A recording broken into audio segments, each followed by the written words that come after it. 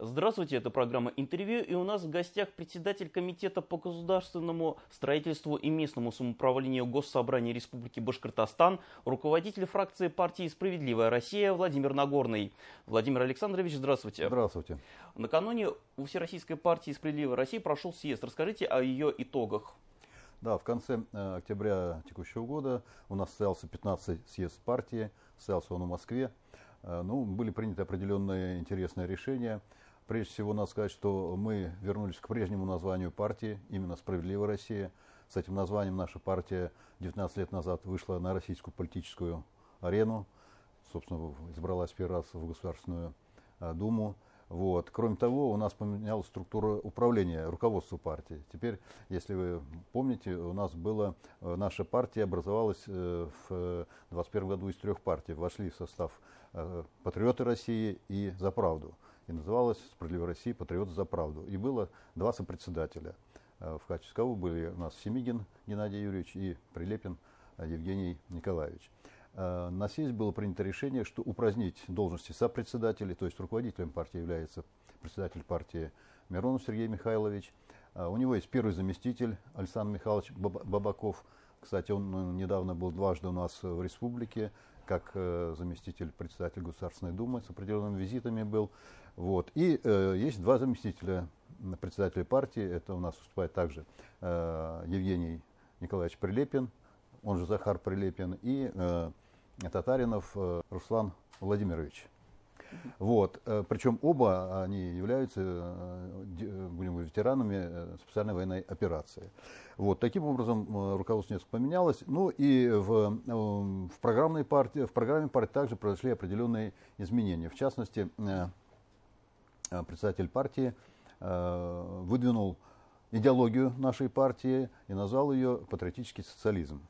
Возможно, для наших слушателей, зрителей и слово идеологии, само название идеологии вызывает определенный скепсис или там звучит резко, но, на мой взгляд, это оправданно. В любом случае у каждой партии должен быть лозунг или цель, к чему мы движемся. И я считаю, что оправданно, что у нашей партии именно так называется, патриотический социализм. Тем более в последнее время последние годы уже, а в последнее время это все чаще и чаще звучит из уст президента Российской Федерации, что патриотизм – это основа нашего суверенитета. В Конституции нашей страны в 7 статье говорится, что наша Российская Федерация – социальное государство, обеспечивающее условия для свободного развития и достойную жизнь нашим гражданам. Но я считаю, что это основной принцип, для чего вообще существует государство, и поэтому, на мой взгляд, оправдано и название идеологии, и сама идеология. Считаю, что те задачи, которые принял съезд, они направлены на достижение этой цели. Ну а какие задачи? Прежде всего, будем говорить, предстоит в следующем году у нас выборы в Государственную Думу. В Уфе у нас еще предстоят выборы в Государственную Совет городского округа, город Уфы. Должен признать, что за последние годы наше региональное отделение добилось определенных успехов в выборных кампаниях. Мы выбирались в муниципальные советы, городские округа, сельские советы. Мы значительно увеличили свое представительство. Сейчас у нас более 350 депутатов всех уровней. Это мы в 3 раза увеличили представительство наших депутатов. Это в Башкирии именно, да? В республике, конечно. А что касается Совета городского округа и Государственной Думы, у нас нет депутатов. Так прошло в 2021 году, когда был очередной избирательный цикл. Но мы под каким-то субъективным, я думаю, причинам не смогли провести своих депутатов. Поэтому перед нами задача серьезная стоит – подготовиться, призвать наших жителей республики, наших избирателей все-таки услышать нас, наши цели, задачи, нашу программу поддержать и посодействовать тому, чтобы наши представители вошли и в городской совет Уфы, и кто-то один, а может быть и 2, и в Государственную Думу от нашего регионального отделения. А помимо организационных изменений в партии, были ли там какие-то заметные, события, связанные, там, допустим, с предложениями в социальной политике, в экономике? Расскажите. Вы знаете, у нас программа партии была принята в 2021 году перед выборами как раз в Госдуму. Затем она уточнялась в 2024 году, и сейчас вот на этом съезде было предложено вновь формировать программу предвыборную, которую мы будем, вероятнее всего, утверждать где-то весной следующего года, накануне избирательного цикла. Вот. Мы собираем предложения, партия собирает предложения от наших членов партии, какие бы основные тезисы были. Но, по большому счету, на мой взгляд, все социальные требования, которые были обозначены в программе 2021 года, они сохранятся. Будем говорить так, там у нас есть, прежде всего, это, конечно, социальная направленность всей деятельности. Это у нас в основу развития, безусловно, в основе развития России стоят такие позиции, как это образование, здравоохранение, культура и социальная политика. Безусловно, что все это зиждется на экономических показателях страны, поэтому наши предложения партии по финансовому блоку, они изложены в нашей программе. Собственно, мы каждый раз предлагаем каждому году, когда утверждаем бюджет и, допустим, прогноз социально-экономического развития на следующий год и предстоящее трехлетие, мы предлагаем свои предложения, мы вносим свои предложения, которые бы способствовали, прежде всего, подъему экономического потенциала страны и на основании этого решению многих социальных программ. Так, собственно, вот сейчас это и происходит, тем более сейчас в Думе идет рассмотрение бюджета предстоящего на 26 до 28 года. Кстати, вот раз уж вопрос зашел об этом, наша фракция вносила предложение по увеличению доходной части бюджета. Если, наверное, из прессы вы слышали, что доходная часть федерального бюджета составляет порядка чуть больше 40 триллионов рублей. При этом расходная часть там 44 триллиона. То есть у нас чуть больше, около 3-4 триллионов рублей дефицит бюджета. Наша партия предлагала предложения, которые могли бы увеличить доходную часть бюджета на 19 триллионов рублей. Это там были такие предложения. Значит, мы, будем говорить, добились дифференцированного налога на доход физических лиц. Вы знаете, что с этого года установлена дифференцированная шкала. Но она не вся установлена, как мы требовали. Мы там до 30% предлагали при очень больших доходах. Мы предлагали ввести налог на наследство, крупное наследство, если, допустим, наследство составляет больше 6 миллионов рублей, там ввести определенную шкалу. Мы предлагали, значит, отменить возврат НДС для компаний, которые экспортируют наши энергетические ресурсы, нефть, газ за рубеж. Еще ряд предложений, которые бы вылились вот в эти 19 триллионов рублей. Что-то приняли, что-то вот ко второму чтению, что-то не приняли, но в любом случае наша фракция в Госдуме, вот буквально позавчера выступал председатель фракции Сергей Михайлович Миронов, он сказал, что наши предложения некоторые учтены, поэтому мы при втором чтении в бюджет мы будем голосовать за. Собственно, так и произошло. Эту позицию можно отнести и на бюджет нашей республики. Мы тоже сейчас рассматриваем бюджет республики, прогноз социально-экономического развития. У нас тоже бюджет дефицитный, к сожалению, 22,5 миллиарда рублей.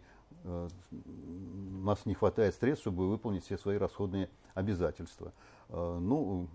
Минфин и правительство предлагают определенные источники погашения этого дефицита. Вопросы где-то спорные есть. Мы сейчас обсуждаем, ищем приемлемые варианты, по крайней мере, но на следующей неделе мы будем рассматривать бюджет в первом чтении. Вот у меня такой вопрос. А что касается деятельности в республике вашей партии, какие уже были сделаны, какие предложения вы, соответственно, вносили, что было сделано? Видите ли, у нас есть фракция в Госсобрании, у нас фракция 5 человек. Значит, деятельность фракции как раз настроится на том, чтобы мы при обсуждении прогноза социально-экономического развития, допустим, бюджета, искали возможности, как и на федеральном уровне, либо увеличить доходную часть бюджета, либо, значит, рационально использовать расходную часть бюджета. Но, будем говорить, при рассмотрении в комитете, бюджет рассматривается в комитете, безусловно, у меня вызывали сомнения и вопросы некоторые статьи расходов, о которых я, так сказать, и вопросы задавал, и ответы получал. В частности, один из вопросов только. В нашем бюджете заложен порядка, допустим, 16,5 миллиардов средств на субсидии. Субсидии – это, будем говорить так, безвозмездное предоставление помощи тем или иным юридическим лицам. Вот. Ну, 16,5 миллиардов – это как-никак 5% нашего бюджета. Значит, спросил, кому даем, на что даем, кто оценивает эффективность этих расходов. В общем-то, ну, совсем уж конкретного ответа я не получил, поскольку вот эти 5% бюджета, их можно, так сказать, рассматривать на те или иные цели. Вот. Ну, вот сейчас будем говорить в процессе рассмотрения первого чтения или ко второму чтению, я думаю, мы будем вносить какие-то поправки к внесенному бюджету. Вот таким образом мы сейчас работаем. Что касается плана прогноза социально-экономического развития, ну, надо прямо сказать, что на предстоящий год правительство предлагает сохранить, ну, финансировать все начатые обязательства, в том числе и по строительству социальных объектов, что касается это образования, здравоохранения. Ну, это, в принципе, безусловно, положительное направление. К сожалению, что касается новых строек, здесь вынуждены сокращаться, поскольку, ну, нет средств, и начинать что-то новое, не имея гарантии, что мы завершим, наверное, оправданно. То есть, ну, идет поиск приемлемых решений как со стороны правительства, так и со стороны Государственного собрания. Ну и какие предложения вы хотите внести в будущем, ну, со стороны вашей фракции? Наши предложения обозначены все в наших социальных требованиях. Основное внимание у нас уделяется на образование, у нас там почти 30% от бюджета идет, на здравоохранение там 15 с чем-то, ну и на культуру у нас немножко совсем слабо, около 3%, а требования партии не меньше 3%. Вот, поэтому хотелось бы, чтобы цифры вот эти соответствовали нашим прогнозным показателям. Но учитывая, что идет специальная военная операция, перераспределение средств идет вот и в этом направлении, увеличиваются расходы бюджета вот на, значит, поддержку и участников специальной военной операции. Основные обязательства государства, будем республики перед населением, они выполняются, но они выполняются за счет, конечно, того, что мы оставляем, значит, и даже увеличиваем во многих случаях заработную плату бюджетников, несколько увеличиваем сами объем затрат на социальную сферу. Вот. Но учитывая, что сам растет заработная плата, соответственно, вот все остальные статьи они будут немножко поджиматься. К сожалению, нет источников для увеличения доходной части, вот, кроме, вот, я уже сказал, субсидий 5%, надо смотреть, как они используются, может быть, там перераспределить. То есть вот пока мы в этом направлении только работаем. Будем надеяться и работать дальше, чтобы развивать нашу республику все-таки. Ну, конечно, конечно. Цель такая у всех. Благодарю Владимира Александровича за беседу. А я напомню, у нас в гостях был председатель Комитета по государственному строительству и местному самоуправлению Госсобрания Республики, руководитель фракции партии «Справедливая Россия» Владимир Нагорный. Это была программа «Интервью». До свидания и до скорой встречи.